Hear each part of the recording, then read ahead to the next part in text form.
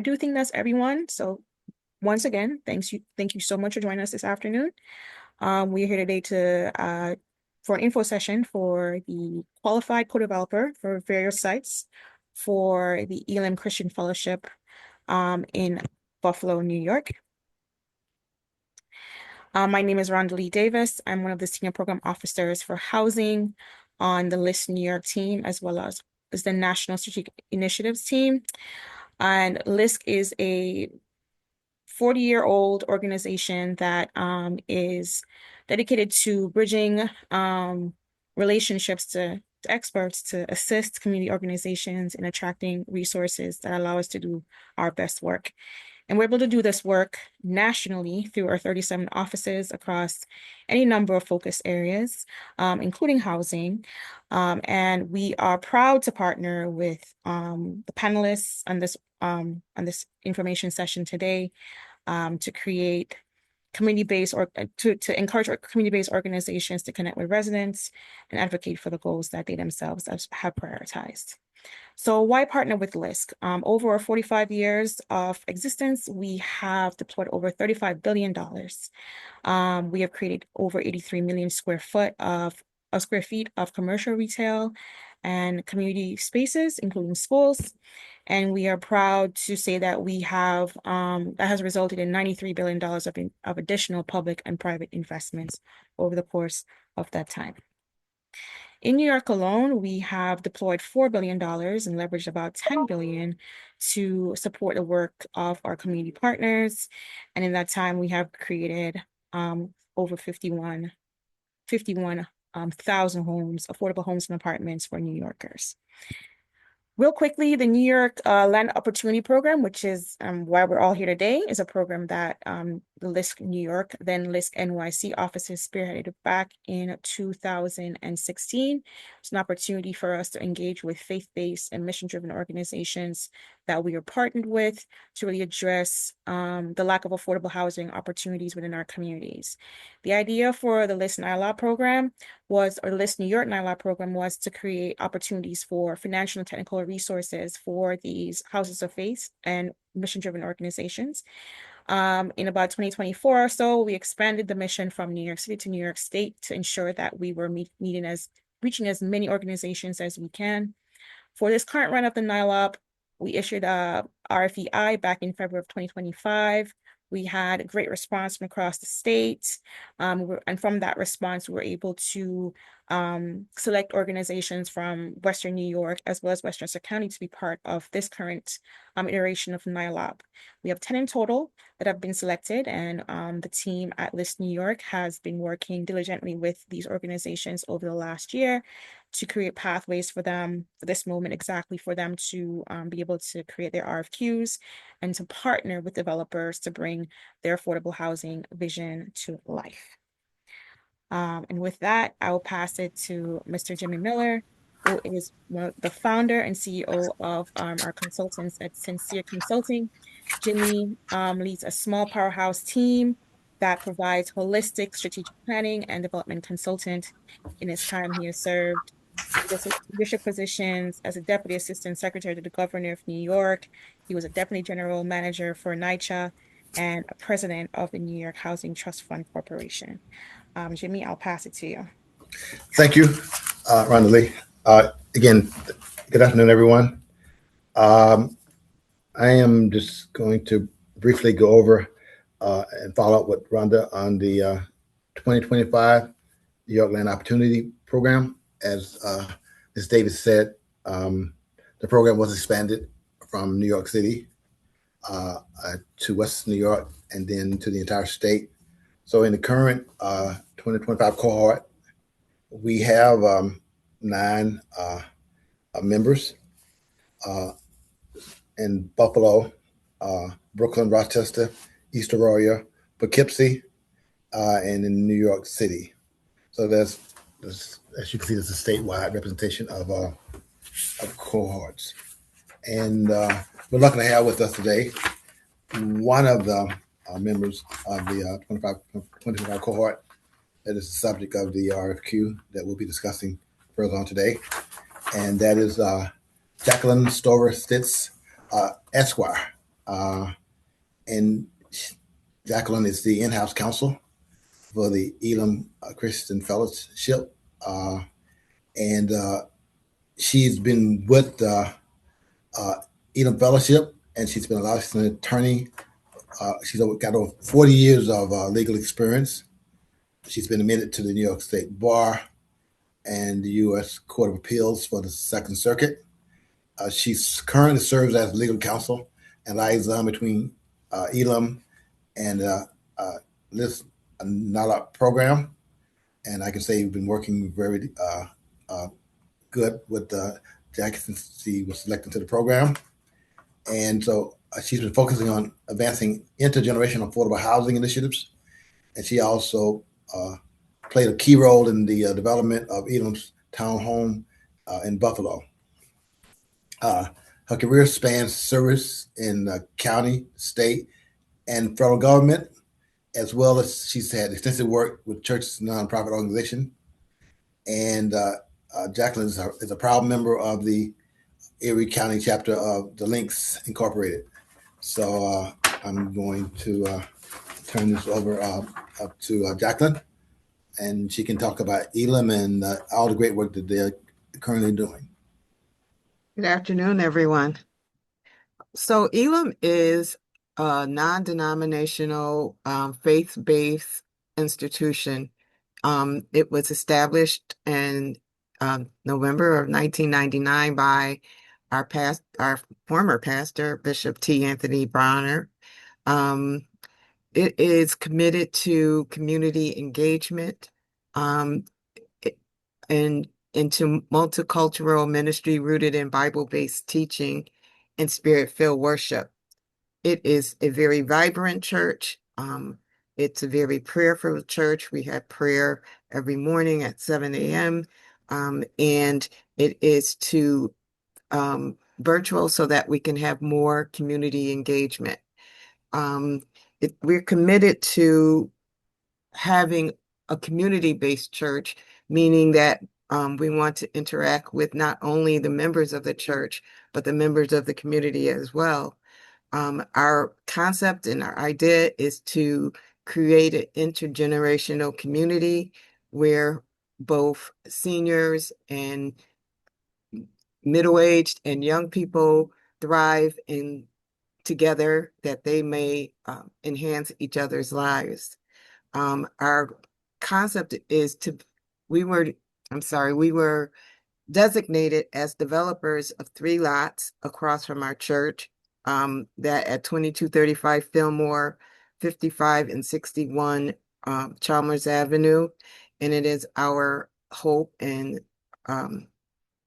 that we would be able to develop intergenerational housing along with a community center that would house activities that would profit those residents in the community.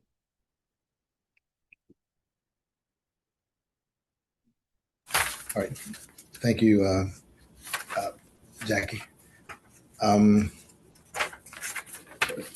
Next, we're going to talk a little about the proposed project plan. As Jacqueline said, they do have 3 sites that they have a development agreement from the city. And we have been working with our team from ESKW, who's our architect, and the team also consists of Jason LeBate and Greg Kimball from Goldstein Halls. They're our attorney. So Sincere, ESKW, and Goldstein Hall, we comprise the technical experts. And our role is, as we will get into more in detail, our role is to support the faith-based organizations and the mission organizations, take their ideas and take the land that they own and turn it into affordable housing along with other community assets. So the proposed concept plan calls for 86 residential units, and that is as of right, along with parking. That's 16,000 plus square feet of community space. and there's almost 5,000 square feet of commercial space. Uh, so that is the overall concept plan. The overall gross square footage for the plan calls for about 138,000, uh, almost 139,000 square feet of a gross floor area, along with a roughly almost 90 parking spaces. And again, I like to reiterate that this is all as a right. And so I'm going to now uh, introduce is Randy with us today, right? Randy Woods, and Randy is the principal of ESKW, and where he leads the design of mission-driven projects with a focus on community impact and long-term stewardship. Uh, Randy, he brings a deep expertise in working with nonprofits, faith-based organizations, and public sector clients, translate their complex programmatic needs into thoughtful, buildable solutions. And that's what we've been doing with Elim over the past couple of months, is taking their concepts and turning them to a feasible and achievable project.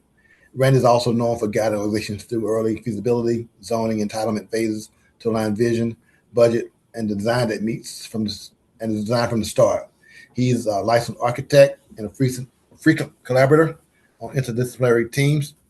And as I said, he's very good at helping nonprofits and faith-based organizations move their project from idea to reality. So I'm going to now turn this over to Randy, and Randy can talk more in depth about the project plan and the concept plan. Randy? Sure, I can add a little bit to what you've already said, Jimmy, because you got the numbers, sort of pieces of it. I have a few things I think I can add. We worked this around basically Elim's goals, the unit breakdowns as they're currently shown, and uh, the commercial piece being on the corner of Fillmore and Chalmers, which is sort of facing more commercial to the northwest of the site. Um, it's all working at a scale and at a unit breakdown that is a direct result of what we heard from Elim as to what they would like to develop. And as Jimmy said, it's all working as of right. The other thing I'll mention is, and you'll see this on the site plan, uh, there is what is identified as an existing community facility on the drawings. What that is at this point is it's a shell of a building attached to Elim's existing facility across the street.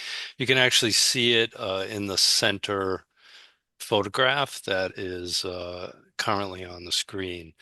Um, so there is a sort of basic building there to fill with what's being proposed. Um, Not sure. I mean, there's a lot of information in the drawings and the documents that have been provided. I don't know if I need to walk everybody through that.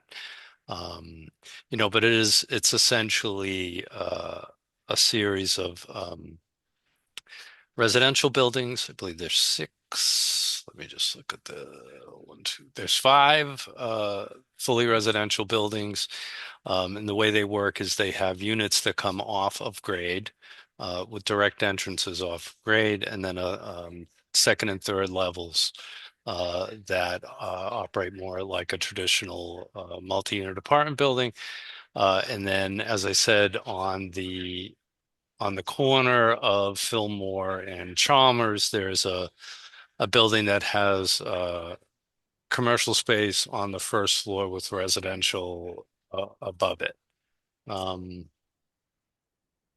Don't know if there's anything else out of the ordinary to sort of to mention, but I think the drawings sort of well represent how the building works with the zoning.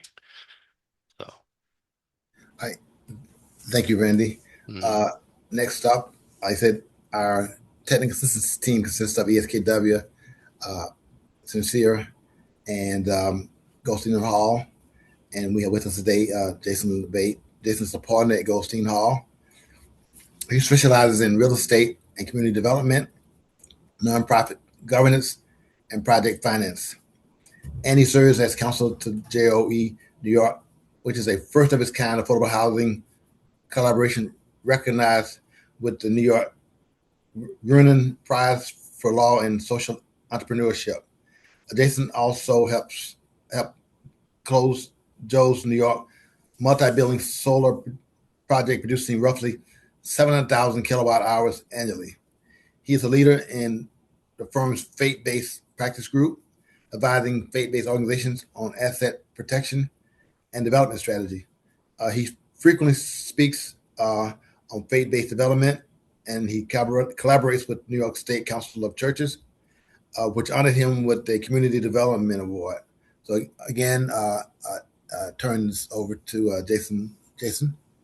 Yep. Thank you, Jimmy. So thank you all for being in attendance.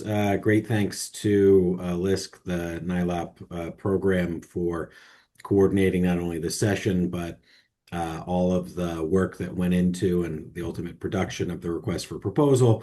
Obviously, Sincere and ESKW and Jackie and Elim. They put a lot of faith in this process. And so we're hoping that it will be returned in your responses. So just to give you a sense, Goldstein Hall is a small but mighty, I think is what you say for Sincere, Jimmy, law firm that focuses on affordable housing and community development. We do a fair amount of faith-based work as part of that. And we are here as legal technical advisors to the NYLOP project and to support Elim. And so we helped do the due diligence necessary to issue the request for proposal, and then in issuing it, and we will help NYLOP and Elim review your responses.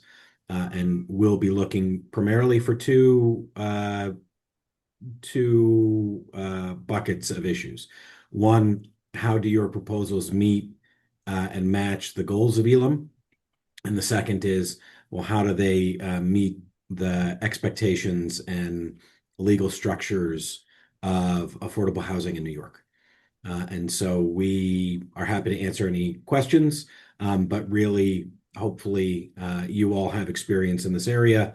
And so you can propose to us, and in particular Elim, the structures and the deal points that are in furtherance of their goals and acceptable to you.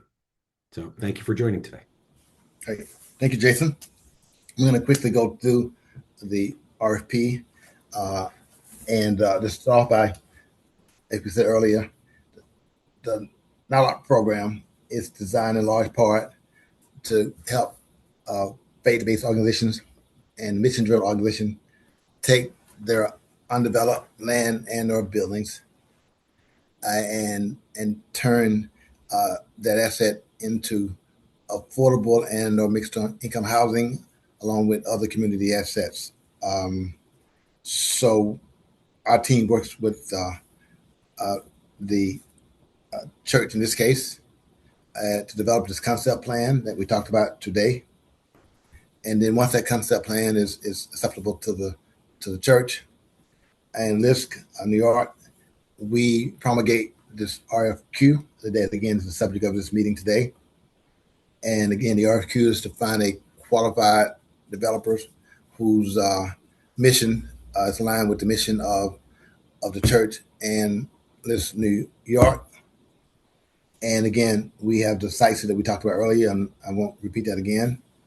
And so the co-developer scope of work, as I said, taking the site concept that ESKW is already developed and refine that concept and help us determine the feasibility of that concept. We're looking for a developer who has the financial wherewithal to make all necessary guarantees, the customary guarantees for completion and operating. Looking for that developer to have the financial capacity to do that. So one thing we do evaluate is your financial wherewithal. Being responsive to the local community, working with local community, helping the church navigate through the local planning process, and then working with Jason and your legal team, coming with ownership structure that is going to be approved by the church. So that is the purpose of the RFQ. The minimum requirements are laid out in the RFQ. You need 5 years of experience. You should have developed at least 2 projects of comparable size and scope over the last 5 years. You need to have experience in successfully accessing private capital, debt, LIHTC, working with, in this case, state of New York and as well.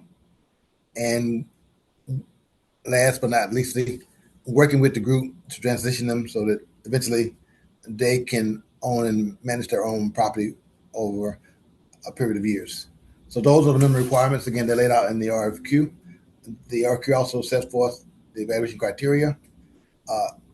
We'll be looking at the quality and completeness of your response, looking at your relevant past projects that we just talked about, looking at your experience with financing housing, and looking at the experience of your key members, and again looking at your financial capabilities. So those are the things that we and LISC New York and the church and our team here will be evaluating when you submit your response.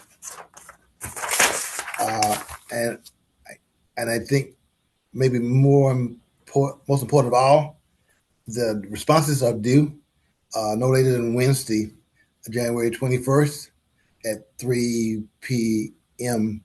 That deadline is the hard and fast deadline.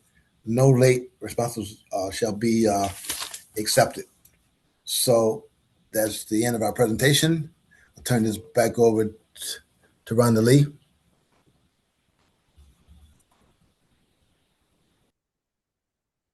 Thanks so much, Jimmy.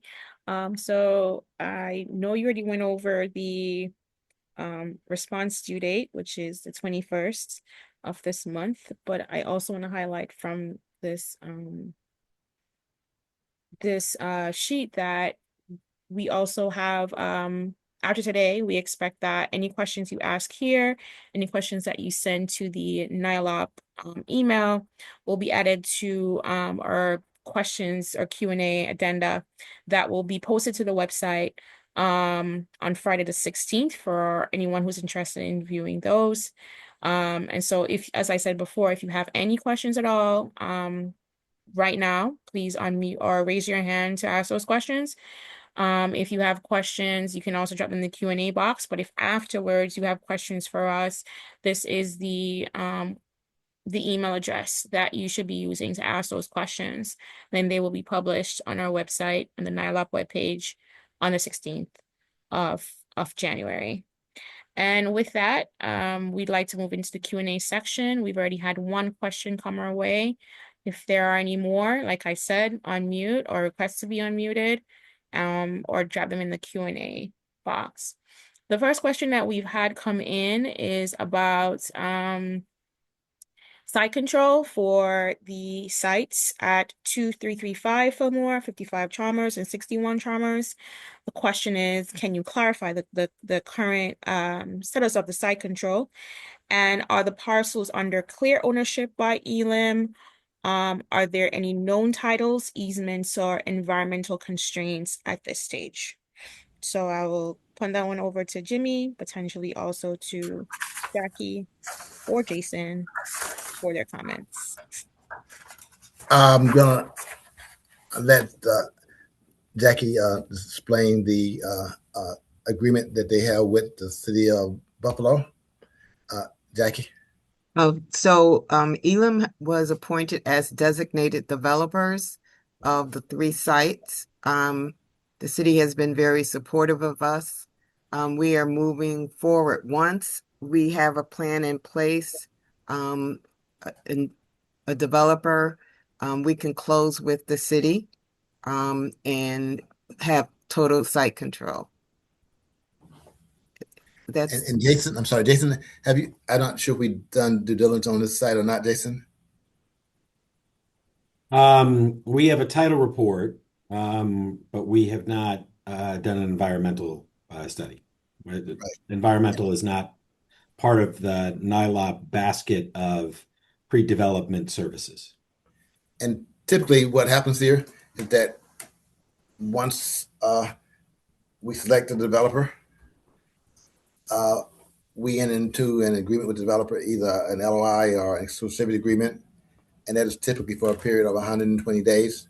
And what we have structured here is that we have 30-day milestones, and part of that 120-day undertaking is that the developers typically undertake the environmental review during that 120-day period. Again, the 120-day period is designed for the developer to assess the feasibility of this project and our title and environmental are two of the critical components of that review. So that's the way that unfolds in that exclusivity period of 120 days once we selected you. Thank you for that. So we have another additional question come in regarding the change in the due date, which I think I can answer this one. Says, other than the change in the due date, are there other changes to the previously released RFQ? And that is no. We push the due date back to well the RFQ schedule back, but other than that, there have been no substantial changes to the RFQ. Unless I'm wrong, Jimmy, please let me know. That is correct. There are no changes, and if there are changes, some might emanate from the questions and answers. Then they will be published through an addendum, hopefully singular and not then the plural. So Yes, sir. that, All right. So one other question is, beyond conceptual planning, what level of ongoing technical assistance or support will NYLOP and its consultants provide once a co-developer is selected? I can say that the team here, provides extensive consultation. We have cohort members from 2023, and that we're still providing consultation to on either weekly, bi-weekly, or whatever. So to the extent that this has the financial resources, we continue to provide those. We have the 120-day period we talked about, and that exclusivity period. We are extensively involved in that. Jason is probably more so than most of us, helping the church negotiate what hopefully will be a development agreement, making sure that everyone understands the requirements for the church disposal of land. We assist with all of that, and that gets you down to the church signing a development agreement, and hopefully that'll happen after 120 days. So at that point, our input does begin to wane, but at that point in time, developer and the group will have a development agreement, and then we still provide some assistance, but not the in-depth assistance we're providing from now until the time they reach that development agreement between the co-developer and the church. Right. So we have one related question to that. So it says, will the selected partner be able to bring on their own development team? This is their architect, legal counsel, etc. We certainly hope so. Well, I think in the RFP, you typically bring on your development team, which typically consists of your architect, your attorney. Jason is LISC attorney, but you typically have your architect and your attorney, key parts of your teams. Some of our co-developers also engage a development consultant who has the wherewithal, can work with HCR. So yes, you will bring on your own team, and obviously that team will be vetted, you know, and obviously the church will have some input into that process as well. But we do look for you to bring your team on board because we are selecting you as co-developer, and we'll select you to bring that project to fruition. Thank you. So in regards to the 120-day exclusivity agreement, we've had a question regarding it reads, do you have a tentative timeline for selection or of a co-developer to initiate the 120-day exclusivity agreement? Yeah, we have quite a bit of experience doing that. It takes about 2 weeks for us to vet the responses, make sure they're complete. There are no shortcomings, and then it really depends on the number of responses. But typically, it it it could take a month to 6 weeks for us to conduct the interviews. There could be a second round of interviews. So now we're probably 6 to 8 weeks into the process. And then there's the notification. So that's probably a 8 to 10 week process from the time we select you to the time we enter into that exclusivity agreement with you. And then that is typically 120 days. Thank you.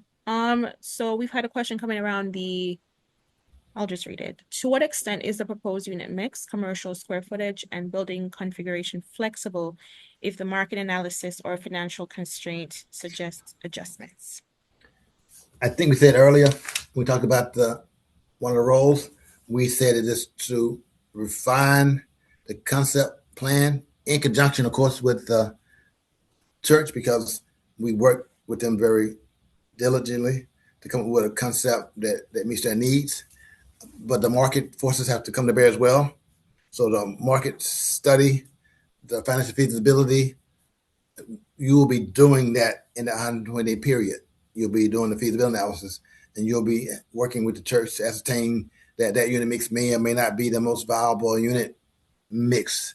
The combination of commercial and community and residential may not be the most viable mix. So yes, that's what the 120 days is for. And there is a back and forth process between the church and the co-developer to come to a conclusion at the end of that exclusivity period that this project is viable and financeable and feasible.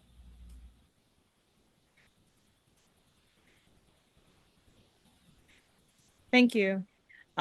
We've had one more question. Can you elaborate on how decision-making authority will be shared between Elim Christian Fellowship and the selected co-developer, particularly with respect to design changes, financing structure, and investor selection? So this that's a lot. I mean, Jason? Jason. Jason, I'll let Jason tackle that one.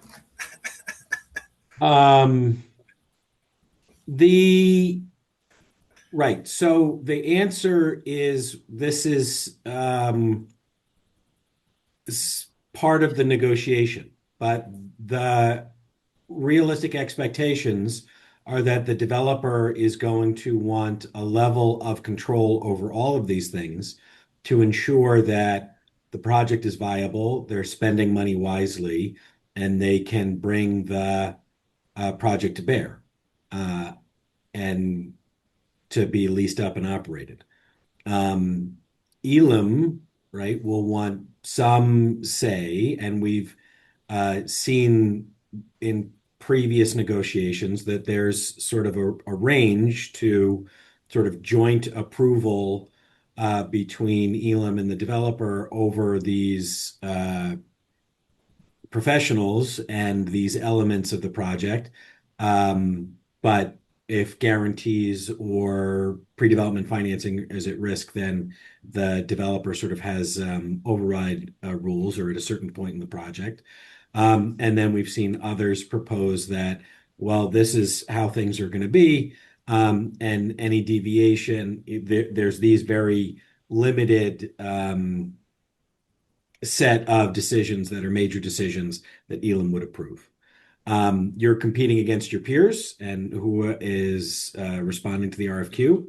So I think the answer is really it's whatever the developer in Elim decided is, but I think that each respondent is best served by being as open to Elim's input and approval while making sure that they're comfortable with their control and the deal. Thank you. So one other question, so has affordability limits, so AMI bands, duration of affordability, and any supportive housing requirements, have they been preliminarily defined, or will these be redefined when there is a selected co-developer? I think we've defined the population we wish to serve. That was brought up earlier. So I think a lot of these are requirements as to income bands, income mixes, are going to be defined to a large extent by the HCR or other programs and the parameters set there.